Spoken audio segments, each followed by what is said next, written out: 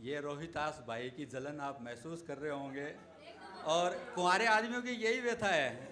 और इसके रोहितास के साथ तो व्यथा इतनी भी है कि कोई तीन तीन ले आता है, इसके एक हाथ नहीं आ रही।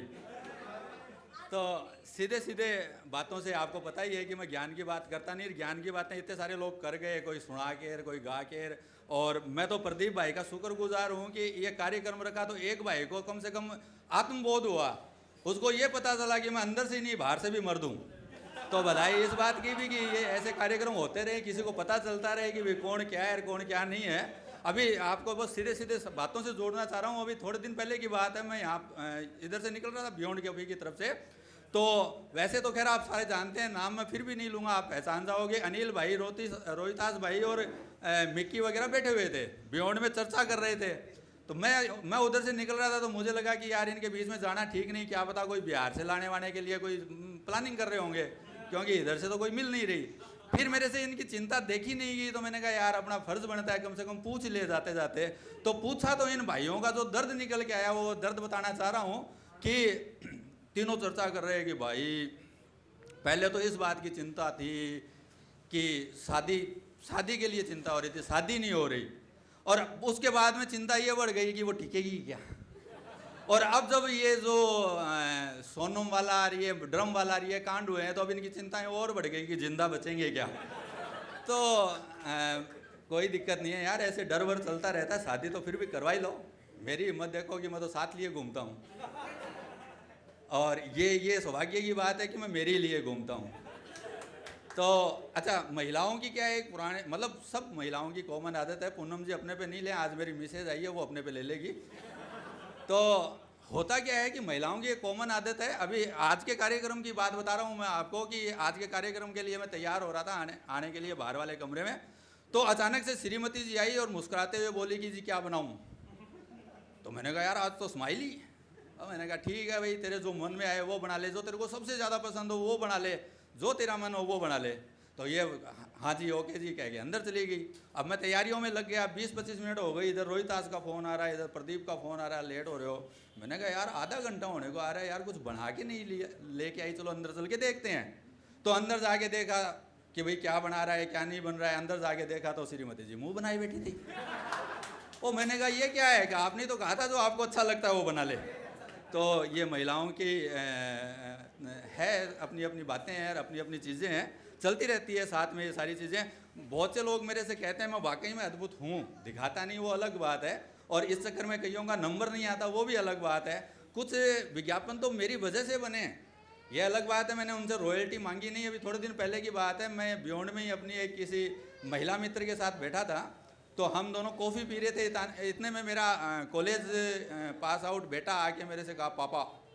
तो उसने मेरे को ऐसे देखा कि ये आपका बेटा है। मैंने कहा विश्वास तो मुझे यही है। तो उसने कहा कि ये आपका बेटा है, इतना बड़ा, आपकी उम्र? मैंने कहा 50 के आसपास पहुंच रहा हूं। तो उसका जो जवाब था, उसने कहा कि आपकी त्वचा से आपकी उम्र का पता नहीं चलता। और आपको रियल बता रहा हूँ, पास में ही वो संतूर वाले सीईओ मालिक वाले सब बैठे थे, सब मेरे पास आगे भाई साहब क्या पंच लाइन है। तो ये जो संतूर में एड में जो लाइन आती है ना, आपकी उम्र से आपकी त्वचा का पता नहीं चलता, ये मेरी देन है। और इससे बढ़कर और बड़ी बड़ी बातें हैं। एक बार ये स्प्राइट वाले भी बैठे थे कहीं पे, तो मैंने 4 पंक्तियाँ पढ़ी। मैं वही पाया, तो मैं किसी ना किसी के साथ ही जाता हूँ, तो किसी कैफ़े में अपने महिला मित्र के साथ बैठा, तो मैंने 4 पंक्तियाँ, और मैं इनसे भी कहता हूँ कि इनकी आगे बात नहीं बढ़ पाती, कि ये सीधे सीधे बात करते हैं। 4 पंक्तियाँ मैं बताता हूँ कि वो 4 पंक्तियाँ जब मैंने पढ़ी, तो उसके बाद में जो वो एड की जो निर्माण है, या वो एड की पंच लाइन कैसे आई।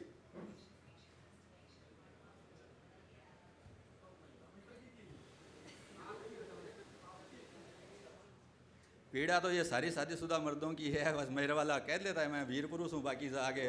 और ये अलग बात है कि कह इसलिए देता हूँ कि मुझे झाड़ू और पोछा लगाने में कोई शर्म नहीं है।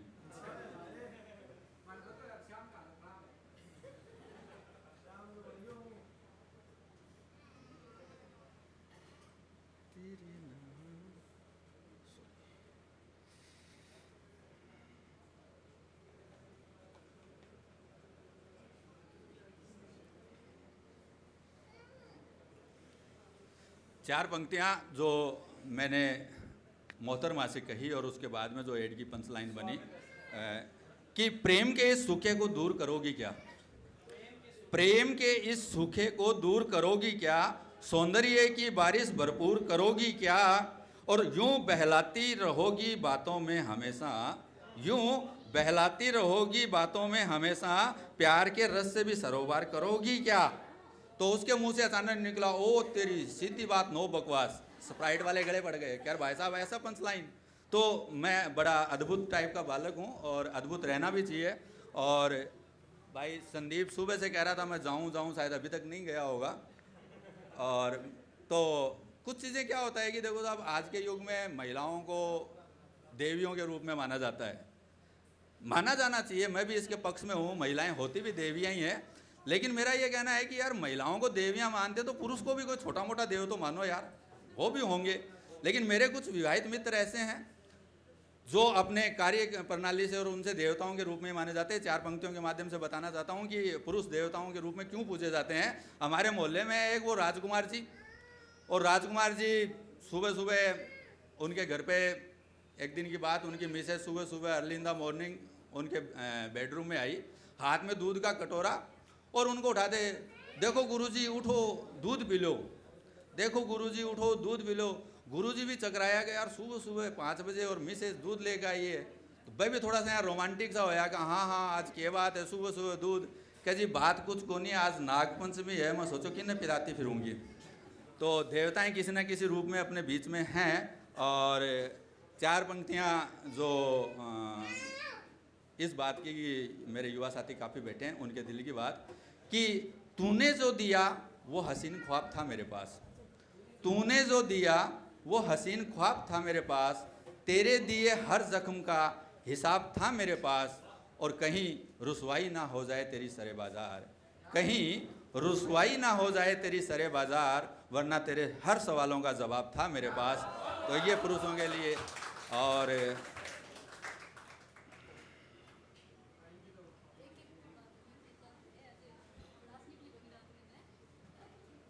नहीं, वो रात को तो मेरे से काम बहुत करवाया था, इसलिए मैंने कविताएं सुनाई थी। अब क्या है कि इन्होंने पेमेंट देने की हाँ नहीं किया, तब तक सुनाता रहूँगा जब तक पेमेंट की हाँ नहीं करे। 4 पंक्तियों के माध्यम से समापन करता हूँ, क्योंकि अपना ही कार्यक्रम है और सर का भी समय काफ़ी हो रहा है। ये अपनी तरफ देख रहे हैं कि ये कब जाएँ, कब अपने लोगों को बुलाएं। तो कोशिश करता हूँ 4 पंक्तियों में। प्रदीप भाई अभी कह भी रहा था कि यार भाई साहब मेरा टाइमिंग वाइमिंग काफ़ी ख़राब और चल रही है। मैंने कहा यार ये कुछ नहीं होता, ग्रह दोष और ये सब मन की बातें होती है। फिर भी इसने कहा नहीं भाई साहब, कोई आपकी नज़र में हो, कोई ज्योतिषाचार्य है, कोई हाथ देखने वाला। मैंने कहा चल भाई, अपने पड़ोस में एक है रामलाल जी, उनके